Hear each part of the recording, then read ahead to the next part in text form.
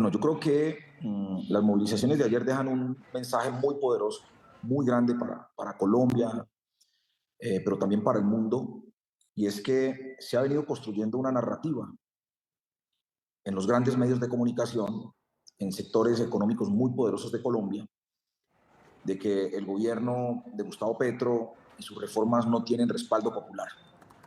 Y la convocatoria hecha el día de ayer por las centrales obreras, por el movimiento social en respaldo al presidente Petro y en respaldo a las reformas que nosotros hoy hemos presentado al Congreso de Colombia, son, diríamos nosotros hoy, de las prioridades del pueblo colombiano.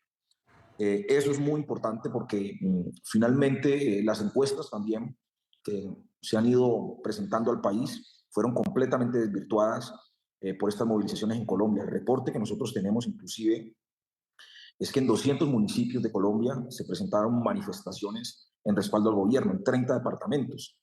Y la declaración final de cada una de estas movilizaciones es respaldo irrestricto al gobierno del presidente Petro, a las reformas y naturalmente a contradecir realmente lo que se está expresando pues, en grandes sectores de opinión. Bueno, tanto el presidente Petro como los miembros del gobierno y desde la presidencia del Congreso nosotros rechazamos sin vacilación alguna los ataques, las agresiones contra los medios de comunicación, contra los periodistas. Ese no es el talante del presidente. El presidente no ha ordenado, ni orientado, ni dirigido agresiones contra periodistas o contra los medios de ninguna manera. Y eso, pues obviamente hay que decirlo hoy, tanto lo rechaza el presidente, lo rechaza el gobierno y lo rechazamos nosotros desde el Congreso. Lo que sí ha planteado el presidente es que haya una mayor, diríamos nosotros, objetividad a la hora de generar los juicios de valor y de orientar la opinión pública, que es la gran preocupación también del presidente. Al presidente en algunos medios de comunicación, en algunos sectores, prácticamente anunciaban la caída del presidente, lo vinculaban con unas declaraciones y unos testimonios o unos audios o unas afirmaciones que las tienen que resolver las autoridades, la justicia colombiana, y tenemos que permitir que eso se dé. Pero lo que se ha venido gestando a través de algunos sectores es tratar de desmontar y de tumbar un gobierno que fue elegido legítimamente, democráticamente, por 11 millones y medio de colombianos, con unas promesas de campaña, con unas propuestas de gobierno que hoy están en la discusión de Colombia. Entonces, la verdad es que el presidente hoy lo que le ha dicho al país, lo que le ha dicho a los medios de comunicación, lo que le ha dicho al mundo, es, hombre, ayuden a avanzar en la construcción del país, a construir diálogos, a construir consensos, pero de ninguna manera el presidente ha orientado agresiones a los medios de comunicación, ni todos estos hechos que, vuelvo y reitero, nosotros los rechazamos. No, eso es cierto, es innegable. Los audios hay que darles el contexto que se le tiene que dar. Las voces que se escuchan ahí es de una persona muy cercana en su momento a la campaña al presidente. Los audios que salen es de un embajador de nuestro gobierno, pero por más que esos audios eh, los conozca el país, por más de que esos audios los conozcan los medios de comunicación, eso no significa que esos audios sean ciertos o lo que se dice en esos audios sean ciertos. O sea, yo personalmente he participado en la campaña, fui parte activa de la campaña, fui del grupo estratégico de la campaña Petro, presidente, Francia, vicepresidenta, y lo que expresan esos audios es una completa falsedad, ¿sí? O sea, en las reuniones en las que yo estuve, que fueron muchísimas reuniones, jamás se hablaron de estos dineros, jamás se hablaron de acciones ilegales en la campaña. Eso no es posible, eso no puede aceptarse de ninguna manera. Y algunos sectores, algunos medios ya estaban reproduciendo eso como hechos reales, que el presidente tenía que caer, que el presidente estaba en la cuerda floja, creando una narrativa que no puede permitirse en un país democrático, en un país donde finalmente opera la institucionalidad. Esto es un ataque a la institucionalidad. Aquí hoy estamos en manos de la Fiscalía, estamos en manos del Consejo Nacional Electoral, que son las entidades que tienen que adelantar esas investigaciones. El señor Benedetti tiene que ir a la Fiscalía a decir de dónde saca esa versión. O sea, el señor Benedetti puede decir muchas cosas, o cualquier persona puede decir muchas cosas, que las pueda probar o que las pueda afirmar, es algo completamente distinto. Pero eso no convierte ni al presidente ni a nuestro gobierno en un gobierno ilegítimo, en un gobierno, pues, porque ya se inventaron que esto ya no es el 8.000, sino que es el 15.000, cuando en la práctica este gobierno, de manera decidida, pero especialmente Gustavo Petro, presidente hoy de Colombia, ha sido uno de los hombres que más se ha jugado la vida en su lucha contra la corrupción y entre todo este tipo de prácticas. Si a alguien vimos en el Congreso, si a alguien vimos en Colombia poniendo su vida, arriesgando la vida Fue Gustavo Petro quien enfrentó todos esos planes corruptos y mafiosos que se robaban las elecciones, esos planes que utilizaban dineros del narcotráfico para llegar a gobernar este país, para gobernar a Colombia, y quien denunció todo ese tipo de prácticas mafiosas fue el presidente Gustavo Petro. Mal haría el presidente Gustavo Petro en nuestra propia campaña que prácticas que nosotros hemos enfrentado aquí en el Congreso, pues se conviertan en prácticas que nosotros hemos utilizado. Hoy tenemos que dejar que la justicia actúe, que actúe de manera rápida, de manera pertinente, y que la verdad que sea, cualquiera que sea, que salga, pero que sean las autoridades competentes y no la subjetividad la que se apodere de este tipo de audios. Mira, te invito a que escuches un audio de una emisora que tiene los mayores, diríamos nosotros, niveles de aceptación del país y de mayor escucha, que es de los más escuchados por los colombianos. Dice uno de los periodistas allí, muy conocidos en Colombia, que Dios nos libre de que la vicepresidenta, en caso de que el presidente no caiga, porque esa posibilidad la plantearon, llegue a ser la presidenta de Colombia. Lo invito a que escuche esos audios. ¿Qué tienen contra Francia Márquez? Porque es negra, porque es una mujer campesina, porque es una mujer que ganó legítimamente la vicepresidencia de Colombia con votos, con el apoyo de su pueblo. O sea, eso también no puede reproducir los medios de comunicación y no tiene ningún nivel de cuestionamiento, de crítica. Frases que dice la vicepresidenta en su forma de vestir, porque utiliza un helicóptero que no lo pidió ella, lo solicitó su esquema de seguridad como lo ha tenido cualquier vicepresidente de Colombia o vicepresidenta, o como lo tiene cualquier alto funcionario en cualquier lugar del mundo. O sea, cualquier acción de Francia, una acción de Estado, una visita a África, la volvieron en algo absolutamente ridiculizante, y toda la forma como hay una persecución de algunos medios de comunicación hacia Francia Márquez por el solo hecho de tener culturalmente posiciones, de tener ideológicamente posiciones. No, es que el país tiene que aceptar los mandatos democráticos, y eso pasa y eso es una orientación, es un mandato para los medios de comunicación y para toda la ciudadanía en general. Cuando quiera discutimos en detalle todas las agresiones de las cuales ha sido víctima Francia Márquez. Y el presidente ya casi que un acto de desespero, por favor, no estamos discutiendo eso. Lo que estamos planteando es que hay una narrativa que se ha venido construyendo y que de nada le sirve al país. Este es un país que lleva más de 50 años en guerra. Este es un país que está muy polarizado. Y el llamado es a todas las fuerzas vivas de nuestro país a que haya una moderación, a que haya una aceptación de las realidades políticas. El gobierno no pide, ¿sí?, que todos se lo estén celebrando. Nuestro gobierno no pide que todo se acepte. Nuestro gobierno no pide más que nuestras reformas sean acogidas por los medios de comunicación o por los grandes poderes económicos que están hoy detrás de toda la arremetida que se tiene contra nuestro gobierno y contra nuestro proyecto del cambio. Es que aquí ganaron unas propuestas y unas reformas, pero lo que sí pedimos también es objetividad. Lo que pedimos es que no nos salgamos de los parámetros normales de una democracia, de un Estado social de derecho, el irrespeto a la institucionalidad.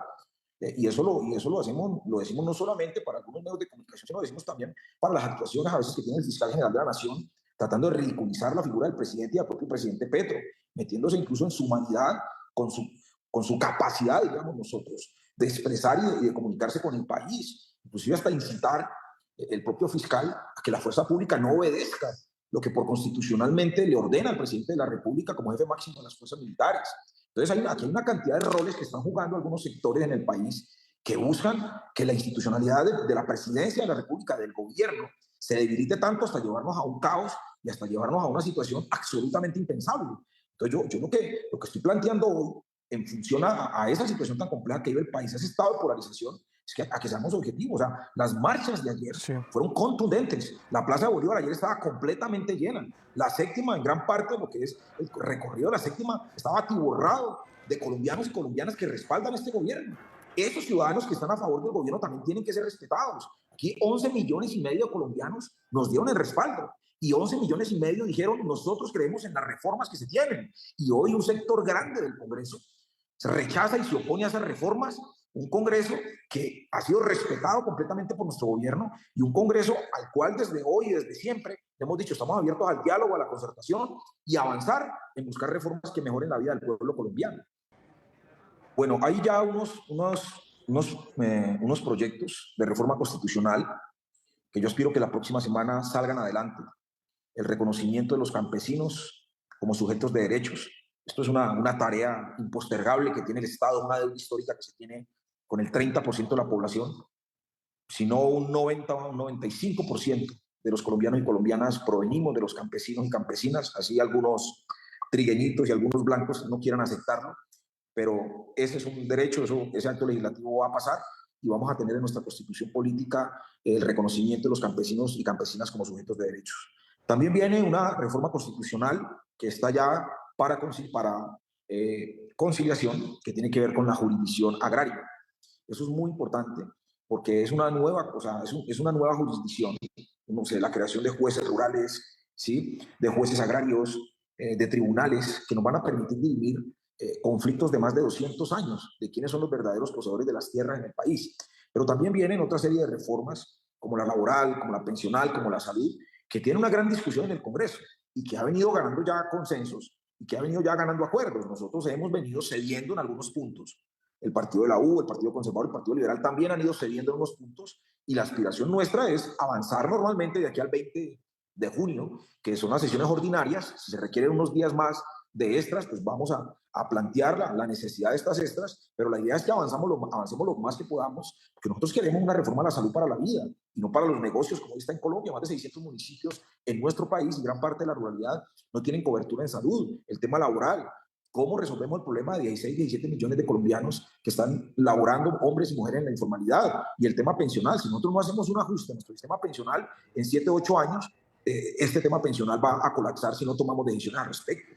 En este momento están instalando la Comisión Séptima del Senado e iniciando la discusión de la reforma pensional. Yo aspiro a que entre hoy, jueves, mañana viernes, se pueda avanzar.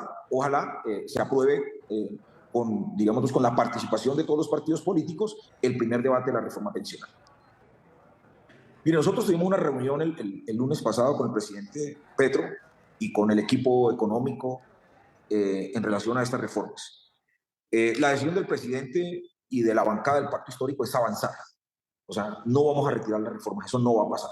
Pero también esa decisión de no retirar las reformas significa de mantener el diálogo, de mantener la construcción, ¿sí?, de nuevas propuestas. Si a nosotros, desde el punto de vista técnico, desde el punto de vista del mayor beneficio para el pueblo colombiano, las propuestas en la reforma a la salud, en la laboral y la pensional, nos demuestran que tenemos que producir cambios, modificar artículos, lo vamos a hacer. No tenemos en este momento ningún interés en radicalizarnos y que no, si no es lo del gobierno, entonces no. O sea, aquí es con datos, es con cifras, es con una información técnica que nos permita a nosotros precisar que nuestra reforma a la salud, que nuestra reforma laboral y pensional van a ser reformas que les sirvan a Colombia. Pero nosotros no vinimos aquí a dejar constancias históricas.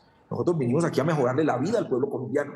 Y mejorar la vida del pueblo colombiano significa garantizar estos derechos que nosotros estamos planteando en estas 3 reformas, derechos que históricamente han sido conculcados por gobiernos anteriores. O sea, recuperar las horas extras, el recargo nocturno, recuperar un contrato laboral, recuperar el derecho a pensionarse en este país, el derecho a una salud integral, a una salud universal prestada por el Estado. Es parte, digamos, nosotros de esas formas de nosotros garantizarle los derechos al pueblo colombiano.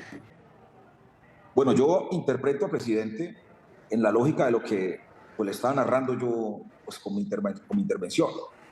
Y es que imagine usted un presidente o un gobierno que en campaña promete una reforma laboral para los derechos de los trabajadores y esa reforma laboral no se presente. Los primeros que salen a confrontar y a movilizarse contra el gobierno son todos los trabajadores y trabajadoras de Colombia, que son 17, 18 millones que están en la informalidad. Nosotros queremos resolver eso. Nosotros le prometimos a este país una reforma a la salud para la vida, que acabe el negocio, el mercantilismo, la intermediación financiera que hoy existe, que nos quita 7 millones por manejar 80 billones al año. Imaginen ustedes si nosotros no les cumplimos a los campesinos la promesa que le hicimos de que sean sujetos de derechos. Imaginen que nosotros no cumplamos la promesa a los negros, a los indígenas, a las comunidades diversas. Hoy el presidente le está diciendo al pueblo, estamos en cumplimiento de un mandato que nos entregaron. A mí me ordenó el pueblo el 19 de junio, 11 millones y medio de colombianos, todos esos sectores que estoy mencionando, que avancemos en esas reformas. Imaginen que un presidente echa al tarro de la basura todas esas promesas de campaña. Hombre, el pueblo hace rato se había levantado contra el presidente. Y por eso esto tiene que ver con las narrativas que se construyen.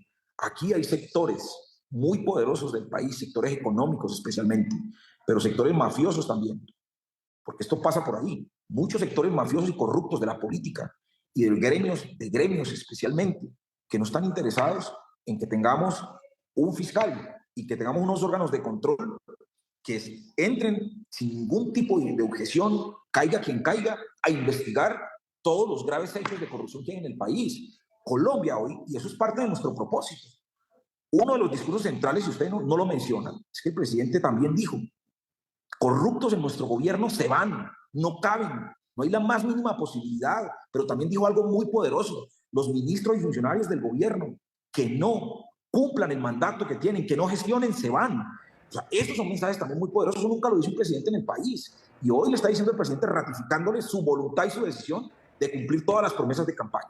Entonces vamos para allá, una lucha frontal contra la corrupción y una decisión inclaudicable de mejorarle la vida a nuestra gente. Yo estoy radicalmente de acuerdo. Además de ser un deber, es una obligación. Pero no están sujetas a discusión. Yo estoy de acuerdo con el presidente de la CUT. Sí. Además, y con los presidentes de las centrales y con las organizaciones sindicales y con los trabajadores informales. ¿Sí? Millones de trabajadores en la informalidad explotados laboralmente. Trabajadores sin contrato laboral, trabajadores en Colombia que no se ganan un salario mínimo y los obligan a trabajar 10, 12, 14 horas al día. ¿Sí? Yo mismo he dado esas luchas. Yo fui el que desmantelé y descubrí cómo los ingenios azucareros, que son tan reconocidos en este país, explotaban a los trabajadores 14 y 16 horas y no les pagaban sino 50.000 o 100.000 a la semana. ¿Qué ocurre en el sector salud? Médicos ganándose en muchos de los casos menos de un salario mínimo, como ocurre en sectores de la construcción, ¿sí? Donde muchos trabajadores son obligados a trabajar de lunes a domingo, no les paga recarga por turnos, horas extras. Pues claro que esas reformas tienen que pasar. O sea, nosotros inclusive estamos en contravía de la Organización Internacional de Trabajo, estamos en contravía de los acuerdos que tenemos en OCDE. En OCDE hay una orden o un acuerdo pactado con Naciones Unidas, inclusive, de que los trabajadores tienen que tener contrato decente, perdón. Eso se está incumpliendo. Entonces nos apartamos entonces de eso. O sea, aquí solamente tienen que cumplir los tratados de libre comercio y solamente los más poderosos tienen que tener seguridad jurídica. No, aquí los trabajadores, el pueblo, tienen que tener también seguridad jurídica y tienen que tener amparo y protección del Estado. Y entonces la obligación del Congreso, y yo lo digo hoy como presidente del Congreso, la obligación del Congreso, de cualquier Congreso del mundo, es garantizar los derechos de los trabajadores y garantizar los derechos, en este caso, del pueblo colombiano. No solamente un deber, es una obligación. No, y yo hago un llamado a los medios de comunicación, no se tomen esto como una persecución del gobierno. Mal haría nuestro gobierno, nuestro presidente, que se lea, diríamos nosotros, su incomodidad, porque el presidente sí está incómodo en la forma como lo están tratando. Y algún día me puedo sentar a revisar esos aspectos y vamos a encontrar que eso está pasando. O sea, no vamos a ocultar esa realidad. A veces el presidente es muy fuerte en sus consideraciones, en sus apreciaciones, pero obviamente también entiendan que hay unos actos de agresión pues, que son absolutamente inaceptables. Como también nosotros, vuelvo y reitero, el rechazo, la condena, ¿sí? A esas agresiones que algunos periodistas y algunos medios de comunicación están siendo víctimas. La verdad, nuestra solidaridad y nuestro rechazo a esos actos de agresión.